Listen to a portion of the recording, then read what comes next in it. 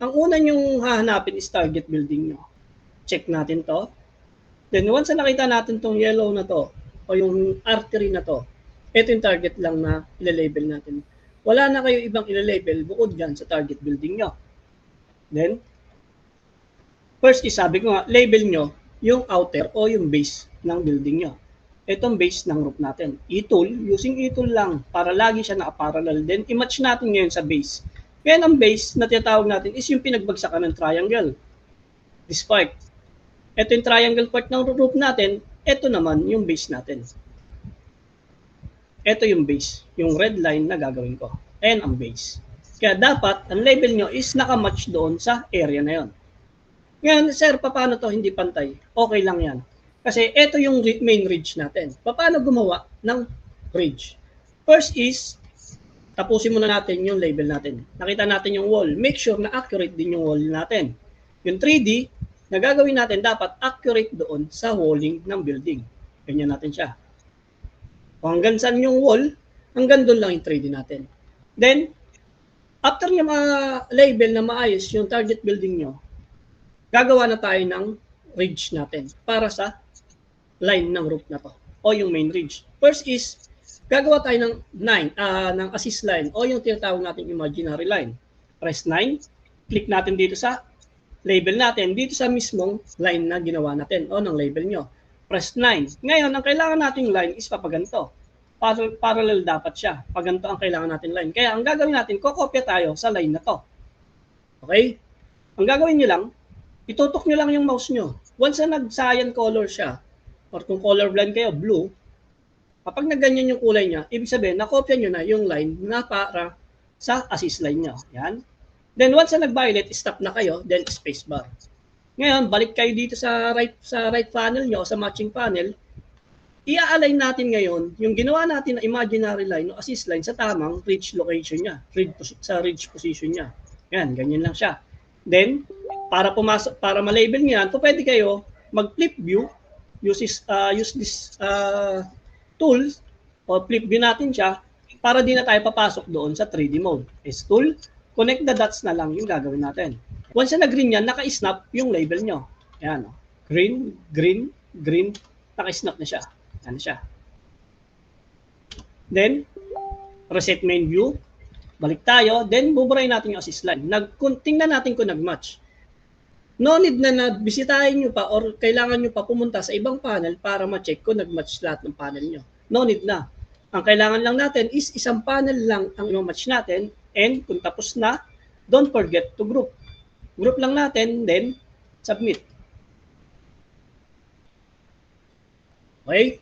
Then, eto, sa part na to, nakikita natin, madilim yung area na to or natatabunan. Dito, hanap tayo ng ibang panel na makikita natin yung actual na roof. Ayan, katulad nito, tingnan pa natin kung meron pang mas magandang view. Kasi dito sa image natin is buo yung building. Hanap lang tayo ng medyo kumpleto siya. Ito, ayan, medyo kumpleto siya. Start na tayo, E-tool, label the base, match natin yung label, gawa ng wall o ng 3D. Then, hanapin natin yung ridge. Is ito, nasa gitna siya. Press 9, gawa ng assist line, parallel natin dito, then, copy na natin siya. Once na tumatabi yung line nyo using assist line, ang technique lang dyan is ilampas nyo lang siya. Lampas nyo lang, yan. Ganyan siya. Ngayon, once na nilampas nyo yan, makikita nyo, hame yung bahay nyo. Kaya ang gagawin nyo, kung kayo sanay na gumamit ng assist line, ako kasi dinidelete ko lang muna, gagawa ko panibago. Para accurate yung lining na gagawin ko. Yan. Then, pupwesto natin yung assist line natin sa tamang ridge location niya. Yan, pagyan siya. Ngayon, pag tinignan natin sa 3D yan, pagpapasok tayo sa 3D, is ganito.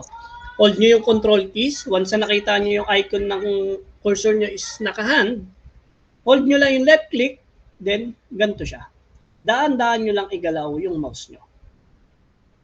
Makikita nyo, ayun na yung 3D mode natin. O pwede rin kayo mag-label dyan sa 3D mode.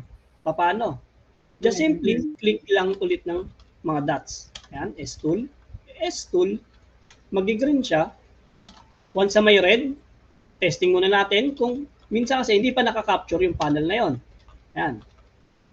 Diba? Kung pwede tayo mag-label dyan. Then, nakita natin naka-label na. Then, tingnan natin kung match. Match ba? Match. Then, group. Then, submit. Then, ngayon, eto sa part naman na to, nakikita natin ito yung target building natin. No need na maghanap pa ng ibang panel.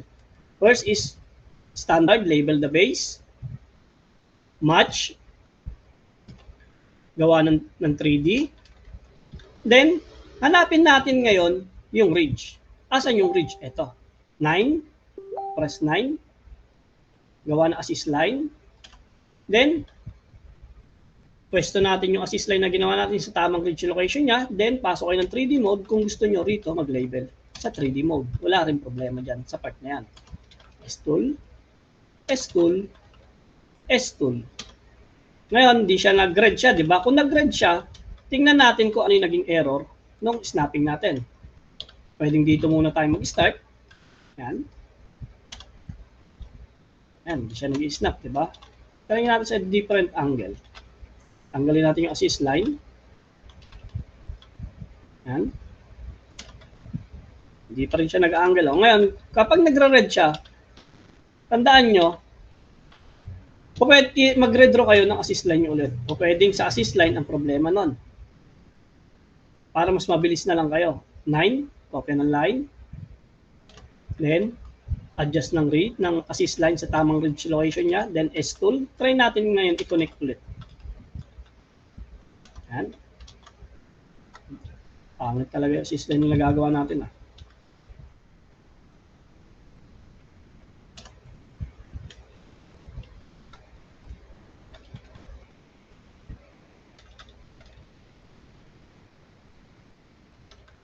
Dito na sa kabilang corners kunin muna. Yun. Kita ko na yung error.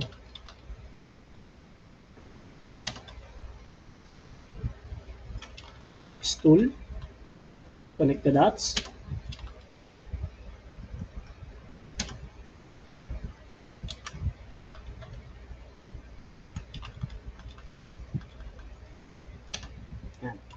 Then, bago i-submit yung task, delete all assist line, reset main view, then group.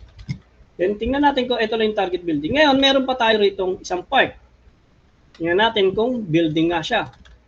Sisilipin lang natin sa ibang view dahil parang hindi naman siya kasama sa building. Yan, tulad nito, di ba? Bitin yung 3D natin. Gagawin nyo lang is, kung gusto nyo adjust yung 3D nyo, click nyo lang yung base. Then, adjust. Hindi, dapat, yung mga panel nyo is walang 3D yan. Kasi pag kayo nag-select all, mangyayari nyan, magkakaroon ng 3D yung mga panel nyo. Mali yun. Okay? Tingnan lang natin kung ano yung part na yun. Parang hindi naman siya rope. Tingnan natin. Hindi naman siya rope. Parang siyang storage box lang. Pipil natin H-tool.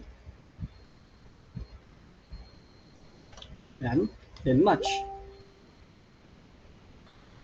Natin. Ngayon, di naman natin maaninag kung slope or anong part siya ng klase ng roof. Yan lang natin.